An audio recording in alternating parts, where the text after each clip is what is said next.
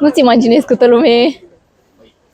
Ne-am oprit și la una dintre cele mai cunoscute patiserii din oraș. Este atât de cunoscută încât atunci când au vrut să facă promovarea pentru noul sezon de la Emily in Paris, cei de la Netflix au făcut... Timpul celui de-al primului război mondial, hotelul a fost ocupat de către trupele germane. Din ce motiv apare Marlborough Bank în Moromeții? Bine v-am găsit la un nou vlog, Marca. Pe fel, astăzi suntem în București, orașul nostru natal, și am ieșit în centru să vedem cum arată orașul îmbrăcat de sărbătoare. Multe dintre clădirile interbelice încep să aibă o nouă viață în acest moment. Lucru care pe noi ne bucură și ne face să ne întoarcem puțin în timp și să resimțim cum era Bucureștiul în perioada în care era cunoscut drept Micul Paris. Așa că stați aproape și nu uitați like, share, subscribe. Și altele. Nu-ți imaginezi câtă lume. Frumos, e mai frumos decât anul trecut.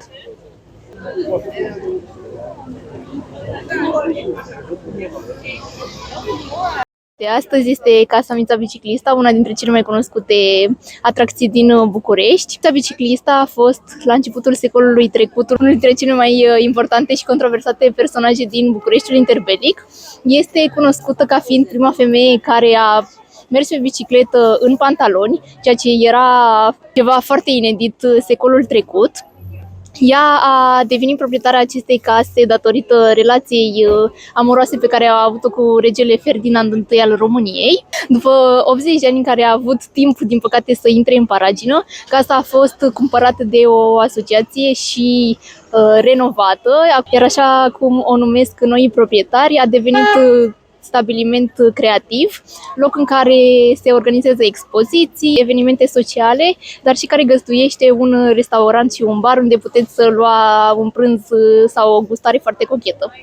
Și după ce a fost la primul nostru obiectiv de astăzi, ne-am oprit și la una dintre cele mai cunoscute patiserii din oraș, patiseria Amzei, și din câte puteți vedea este destul de aglomerată. Este atât de cunoscută încât atunci când au vrut să facă promovarea pentru noul sezon de la Emily in Paris, cei de la Netflix au făcut o activare care a avut un foarte mare succes aici.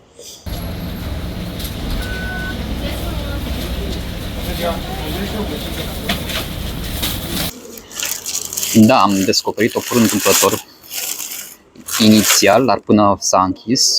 Preferata mea, partea de Mertenel, a fost locul din Piața Victoriei de la metrou. Dar de acum câțiva ani s-a închis, pentru că toate magazinele din zona metroului s-au închis. Și între timp, această patiserie care este localizată aici în zona Amzei a devenit preferata noastră. Eu vreau pe asta, că mie îmi place mai puțin arsă. Sunt aproape firmiză. Miroase super bine. Poftă bună. Ce drăguț e!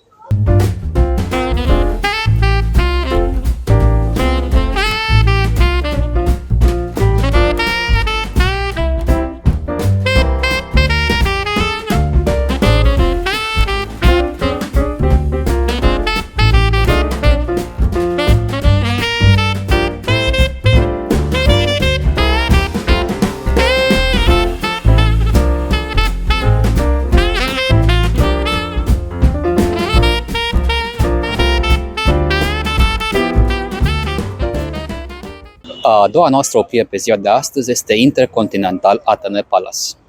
Anul acesta deja a inversat 110 ani de la construirea lui. 110 ani în care a cunoscut mai multe momente importante ale istoriei noastre.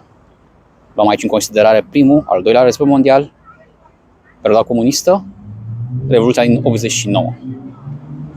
La parter se află o cafenea foarte cochetă.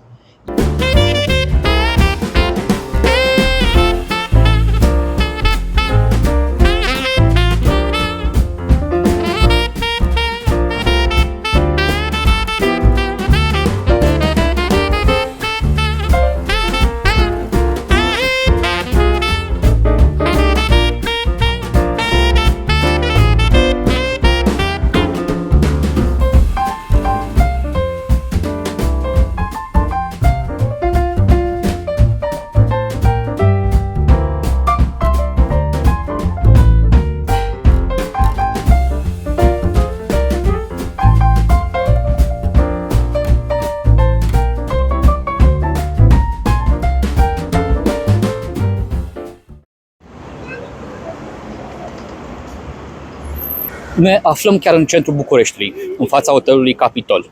Hotel construit în 1901 și cunoscut și sub numele de Louvre, Hotel Louvre. La momentul respectiv, hotelul era principalul loc de întâlnire al intelectualilor vremii. Mai precis, la parterul acestui hotel, la Cafeneaua Royal. În 1911, hotelul a ars, urmând ca în perioada următoare să fie complet reconstruit. În timpul celui de-al primului război mondial, hotelul a fost ocupat de către trupele germane.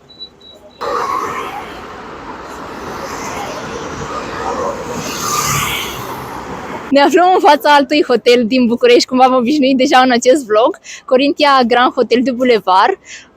Clădirea în care se află acest hotel datează încă de la sfârșitul secolului al XIX-lea, iar planurile pentru clădire au fost concepute de același arhitect care a conceput și clădirea Universității din București, Alexandru Orăscu este numele lui. Ce este interesant la acest hotel este faptul că a fost primul hotel din București care a avut apă curentă în camere, iar în 1904 a fost dotat și cu iluminat electric și cu un ascensor, primind mai multe recunoașteri la nivel internațional. Hotelul a fost inaugurat de curând, fiind supus unui proces vast de renovare și, din câte puteți vedea, este una dintre atracțiile principale din oraș în această perioadă.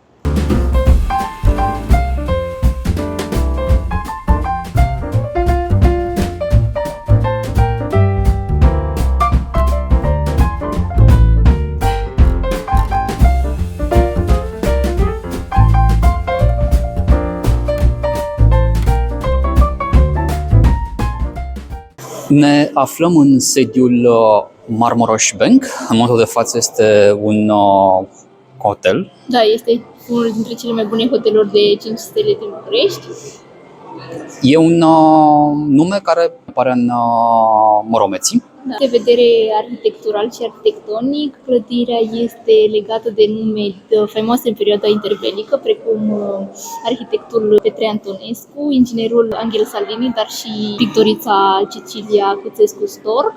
Iar ca arhitectură, clădirea aparține stilului neoromânesc, cu influențe gotice, dar și art nouveau la interior. Clădirea arată excepțional în acest moment, la fel și interiorul, și în situația în care vrei să intri puțin în atmosfera perioadei interbelice, este un loc pe care vi-l recomandă. În această perioadă, hotelul este decorat în stil de Crăciun, dar tema pentru anul acesta a fost Carnavalul de la Veneția. Din ce motiv apare Marmaros Bank în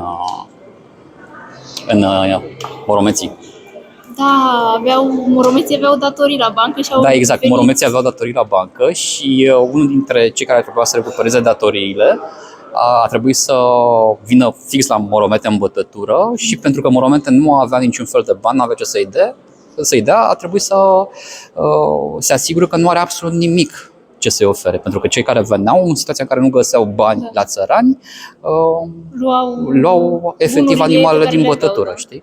Și asta e perioada Marii Depresiuni, în momentul în care banca era nevoită să recupereze acești bani și măsurile pe care le luau erau mai drastice. Și din acest motiv lucrurile puteau ajunge, se puteau finaliza cumva nu tocmai îmbucurător pentru țărani, știi? Adică chiar rămâneau fără sursele pentru că animalele respective nu erau doar o sursă de venit, erau și o sursă de subzistență. Da, exact. Un lucru interesant despre istoria băncii Marmaros Bank este faptul că a fost foarte cunoscută de la deschidere și în perioada interbelică, dar odată cu Marea Depresiune, dar și cu toate schimbările care s-au întâmplat în România, a decăzut ușor și a fost lichidată în 45, dacă țin bine minte din research.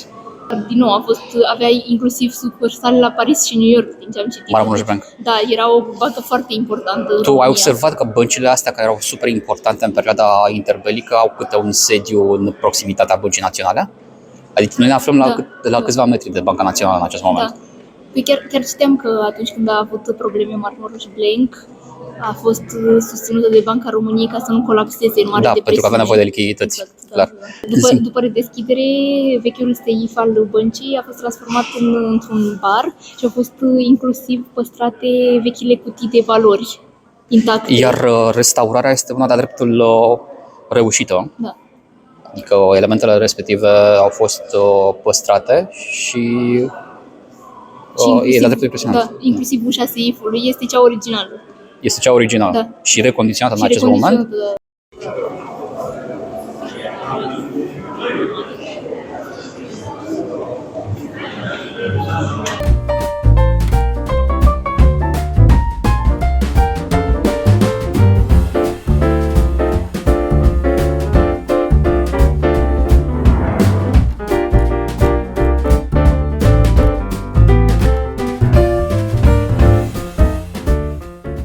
Ultimul loc pe care îl vizităm astăzi este Târgul de Crăciun din Piața Constituției, locul care atrage cei mai mulți vizitatori zilele acestea. Aici întâlnim peste 130 de standuri unde sunt expuse produse artizanale de toate felurile, de la decorațiuni de Crăciun la produse de îmbrăcăminte și accesorii lucrate manual. Ca la orice târg de Crăciun care se respectă, nici de aici nu puteau lipsi diverse bucate și dulciuri tradiționale, proaspăt preparate și cu arome apetisante.